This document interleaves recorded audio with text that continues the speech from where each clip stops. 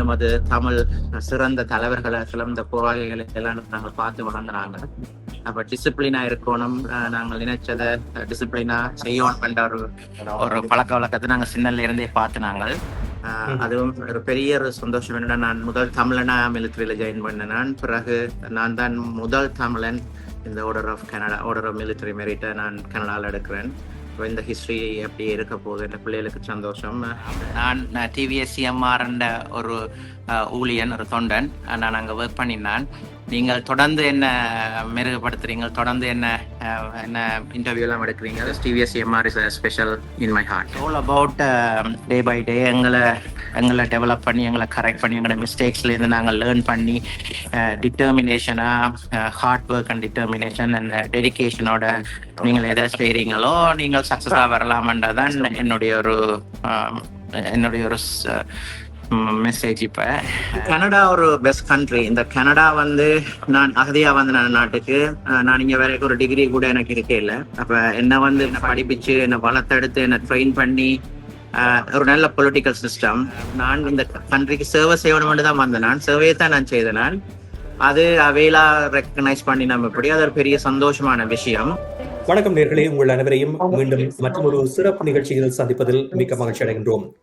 3 தசாப்தங்களுக்கு முன்னர் கனடாவுக்கு அகதியாக வந்த ஒரு இளம் தமிழரின் வாழ்க்கை இன்று தேசிய பெருமையாக மாறியிருக்கின்றது. கனேடிய ஆயுதப்படையின் முன்னாள் உறுப்பினரான மதியாபரணம் வாகிசன் அவர்கள் இன்று கனடாவின் உயரிய விருதை பெற்றிருக்கின்றார்.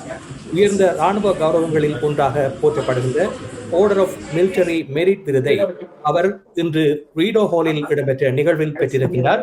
இப்பொழுது அவரை நாங்கள் இந்த நிகழ்ச்சியில் சந்திப்பதில் மிக்க மகிழ்ச்சி அடைகின்றோம். நேரடியாக ஒட்டோவாவில் இருக்கின்ற ரீடோ ஹாலில் இருந்து இப்பொழுது எங்களோடு வாகிசன் இணைந்திருக்கின்றார்.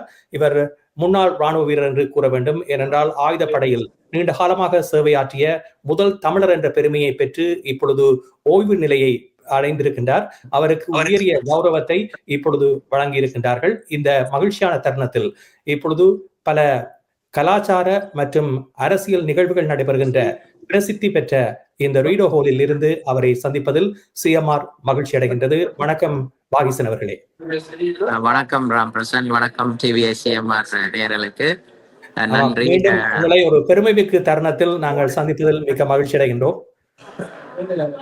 இது உங்களுக்கும் உங்களுடைய குடும்பத்தினருக்கும் தமிழருக்கும் ஒரு பெருமை தரக்கூடிய ஒரு நிகழ்வாக இருக்கின்றது. இந்த விருதை பெற்றிருப்பது பற்றி இப்பொழுது இந்த விருதை நீங்கள் பெற்ற இடத்திலிருந்து என்ன சொல்ல விரும்புகிறீர்கள்? நான் pretty much ராம் என்ற நேயர்கள் அனைவர்களுக்கும் கொஞ்சம் நர்வஸாகவும் சரியான எக்ஸைட்மெண்டாகவும் இருக்குது. கிட்டத்தட்ட 37 வருடங்களுக்கு முதல் கனடாக்கு நான் ஒரு அகதியாக வந்த நாங்கள் ஹோப்போட ட்ரீமோட நாங்கள் எங்களோட தேசத்துல பாதுகாப்பின்மையால இங்க வந்து கடைசியா இந்த நாட்டுல இராணுவ சேவையில இணைஞ்சு கிட்டத்தட்ட 30 வருடங்கள் முடிஞ்சு நான் ஏப்ரல்ல ரிட்டையர் பண்ணியிருந்தேன். ரிட்டையர் பண்ணின அப்புறம் என்ன கூப்பிட்டு இப்படி உயரிய விருதுகள்ல ஒன்றான ஆர்டர் ஆஃப் மிலிட்டரி மெரிட் எனக்கு கிடைச்சது. சரியான சந்தோஷம். இதை பற்றி எனக்கு சொல்றதுக்கு இப்ப வசனங்கள் ஒன்றும் வருது இல்லை. நான் அவ்வளோ எக்ஸைட்டட். என்னென்னு சொன்னால், அந்த முதல் தமிழ் பர்சன் நான் ஜாயின் பண்ணிக்க ஒருத்தருமே மிலிட்டரியில இருக்கு இல்லை. இப்ப நிறைய நல்ல ஆட்கள்லாம் இருக்கணும். நிறைய பேர் மிலிட்டரி, போலீஸ், RCMP, CSS எல்லாத்துலயும் ஜாயின் பண்ணி இருக்கணும். they also deserve a lot of high achieved awards. lucky that இதுக்கு நான் சொல்லக்கூடிய ஒரு விஷயம், ஆண்டவனுக்கு, கடவுளுக்கு நன்றி சொல்லணும். அது மட்டும் இல்லை, என் ஃபேமிலி, என் அம்மா அப்பா சௌரங்கள், மனைவி, பிள்ளைகள், என்னுடைய க்ளோஸ் ஃப்ரெண்ட்ஸ், ரிலேட்டிவ்ஸ், இவையோட பிளஸிங், இவையோட சப்போர்ட்டும் தொடர்ந்து இருந்தபடியா நான் இப்படியான ஒரு கஷ்டமான இராணுவத்துல இருந்து ஒரு சந்தோஷமான ஒரு முடிவை அடைஞ்சிருக்கிறேன். அது சரியான மன திருப்தியா இருக்குது. நீங்கள் இப்படி இருந்தாப்புல கேட்க எனக்கு எங்களுக்கு சொல்றது என்ன சொல்றது தெரியல. ஒரு தமிழராக பெருமை கொள்ளக்கூடிய தருணம். உலகெங்கும் பறந்து வாழுகின்ற தமிழர்கள் இந்த நிகழ்வை பார்த்து கொண்டிருப்பார்கள். காரணம், இது கடல் கடந்து வந்து ஒருவர் சாதிக்க எல்லைகள் இல்லை என்பதற்கு ஒரு எடுத்துக்காட்டாக பார்க்கக்கூடிய ஒரு நிகழ்வாகவும் இருக்கின்றது. இந்த தருணத்தில் ஒரு தமிழராக நீங்கள் என்ன உணர்கின்றீர்கள்? அதான் நான் சொல்லக்கூடியது என்னன்னு சொன்னா, அப்படி ஒரு பெண் பிள்ளை கல்யாணம் கட்டி ஒரு பிள்ளையோண்டு குறைக்க அவ மன சந்தோஷப்படுறாவோ, அத மாதிரி நான் ஒரு இராணுவத்துல சேர்ந்து பல காலமா கஷ்டப்பட்டு இறுதியில எனக்கு இப்படி ஒரு அதி உயர் விருதுகள்ல ஒன்றான OMM கிடைக்கிறது வந்து ஒரு சரியான திருப்தியும் மன சந்தோஷத்தையும் அடையுது. நான் இதுல ஜாயின் பண்ண எனக்கு ஒன்று கிடைக்கணும், எனக்கு ஒன்று வரணும்னு நான் ஜாயின் பண்ணல. இந்த கண்ட்ரிக்கு ஏதாவது திருப்பி கொடுக்கணும், இந்த கண்ட்ரிக்கு சேவை செய்யணும்ன்ற நோக்கத்தில் நான் வந்தேன். பட் கடவுளோட பிளஸிங்காலேயும் என்னை சுற்றி வர இருக்கிற பிளஸிங்காலேயும் எனக்கு ஒரு நல்ல விஷயம் நடந்திருக்குது. ஸோ தட் இஸ் த அதுதான் நான் இப்போ சொல்லக்கூடியதா இருக்கும். And இது ஒரு இந்த பெரிய ஆயுதப்படை பிரிவுக்கு வழங்கப்படுகின்ற இந்த விருது என்பது மிக முக்கியமாக தலைமைத்துவத்திற்கும் சேர்த்துதான் வழங்கப்படுவதாக அறிகின்றோம். இந்த order of military merit award என்பது ஒரு தலைமைத்துவத்துக்கான பண்புக்கும் சேர்த்து வழங்குகிறார்கள். உங்களுடைய தலைமைத்துவ பண்பு எவ்வாறு வளர்க்கப்பட்டிருந்தது? ஒரு இராணுவத்தில் இருந்து கொண்டு தலைமைத்துவத்தை எவ்வாறு நீங்கள் வளர்த்து கொண்டீர்கள்? தலைமத்துவம் என்றது ராம் உங்களுக்கே தெரியும். நாங்கள் தமிழ் லீடர்ஸை நாங்கள் சின்னலேருந்து பார்த்து வளர்ந்து வந்த நான் படித்தது வவுனியா மகா வித்தியாலயமும் கொன்வென்ட்டும் பிரஜப்னா ஹிந்து காலேஜும். அந்த நான் படித்த பாடசாலைகள் எனக்கு நிறைய தலைமத்துவங்களை வழி நடத்தினது. நான் வாழ்ந்த சூழ்நிலைகள் அங்கே போராட்ட காலமாக இருந்தது. அந்த நேரத்தில் பல எமது தமிழ் சிறந்த தலைவர்களை சிறந்த போராளிகளை எல்லாம் நாங்கள் பார்த்து வளர்ந்தாங்க. அப்ப டிசிப்ளினா இருக்கணும், நாங்கள் நினைச்சதை டிசிப்ளினா செய்யணும் என்ற ஒரு பழக்க வழக்கத்தை நாங்கள் சின்னல இருந்தே பார்த்து நாங்கள். அப்ப இங்கேயும் பல கிரேட் லீடர்ஸோட நான் ஒர்க் பண்ணக்கூடியதா இருந்தது. அப்ப அவையில்ட்ட நிறைய லீடர்ஷிப்பை நான் லேர்ன் பண்ணக்கூடியதா இருந்தது. But it's all about day by day எங்களை டெவலப் பண்ணி, எங்களை கரெக்ட் பண்ணி, எங்களோட மிஸ்டேக்ஸ்லேருந்து நாங்கள் லேர்ன் பண்ணி டிட்டர்மினேஷனாக hard work and determination and டெடிக்கேஷனோட நீங்கள் எதை செய்கிறீங்களோ நீங்கள் சக்ஸஸாக வரலாமன்றதான் என்னுடைய ஒரு மெசேஜ். இப்போ எனக்கு ஒரு சரியான சந்தோஷமான விஷயத்துல எனக்கு என்ன உங்களுக்கு சொல்றேன்னு தெரியல. பட் ஒரு முக்கியமான விடயம், இந்த ஆயுதப்படை பிரிவில் நீங்கள் பல நாடுகளுக்கு சென்றிருக்கின்றீர்கள், பல களங்களை கண்டிருக்கின்றீர்கள்.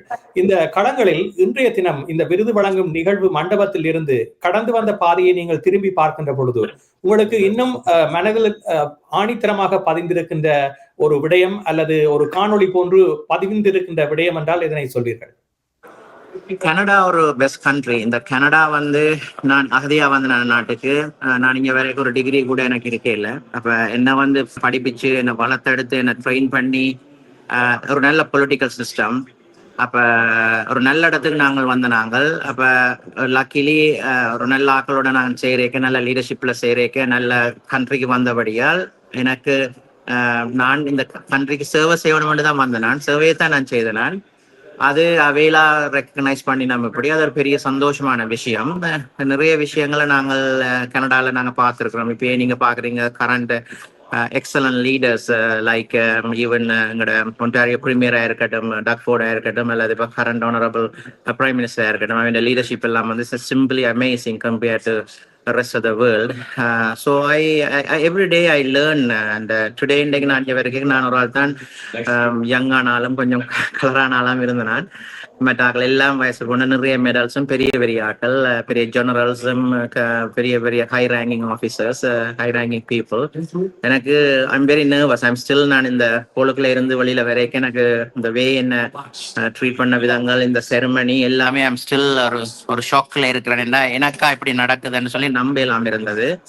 அதுக்கு வந்து சில வேளையில கடவுள்லாம் என்ன பிளஸ் பண்ணிருக்கிறார், இல்லை இந்த தாய் தப்பனோ இல்லை மனைவியோ இந்த பிள்ளைகளோ என்ன சேர்ந்து இருக்கிற குட் ஃப்ரெண்ட்ஸோ சௌரங்களோ அவையில் இந்த டெய்லி பிளஸிங்ஸும் சப்போர்ட்டும் அண்ட் என்கரேஜ்மெண்ட் தான் எனக்கு இதை அச்சீவ் பண்ணக்கூடிய மாதிரி வந்திருக்குது. இது என்ன மாதிரி நிறைய பேர் உங்க வழியில இருக்கணும். பட் லக்கிலி நான் work for the good place, good people, good country. That's why probably I am one of the luckiest person and I'm very humble and that's all I can say. இந்த மகிழ்ச்சியான தரத்தில் இப்பொழுது நேரடியாக நீங்கள் எங்களோடு இணைந்து பல விடயங்களை பகிர்ந்து கொண்டிருக்கின்றீர்கள். உங்களுடைய இந்த நிகழ்வு என்பது எப்படி நடைபெற்றிருந்தது, அதே நேரத்தில் காணொளி தொகுப்புகளில் என்னென்ன விடயங்கள் நடைபெற்றது என்பதனையும் நேர்களுக்கு நாங்கள் வழங்க காத்திருக்கின்றோம். வாயிசன் அவர்களே, இன்று இந்த நிகழ்வில் என்னென்ன முக்கிய தருணங்கள் இடம்பெற்றன, உங்களுக்கு பதக்கங்கள் எல்லாம் வழங்கப்பட்டிருக்கும், அது பற்றிய ஒரு சிறு விடயங்களை இந்த நேரத்தில் பகிர்ந்து கொள்வீர்களா? இன்னைக்கு கனடால நேஷனல் டிஃபென்ஸ் மிலிட்டரி மிலிட்டரியிலையும் ஒரு 1% ஒரு 0.01% ஆக்களுக்கு தான் இப்படி ஆர்டர் ஆஃப் மிலிட்டரி மெரிட், அதாவது one of the second, one of the third, one of the ஹையஸ்ட்னு சொல்லலாம், இந்த மெடல் கொடுக்குறது. விக்டோரியா கிராஸ் தான் த ஹையஸ்ட். அப்புறம் இது ஆர்டர் ஆஃப் மிலிட்டரி மேரிட்.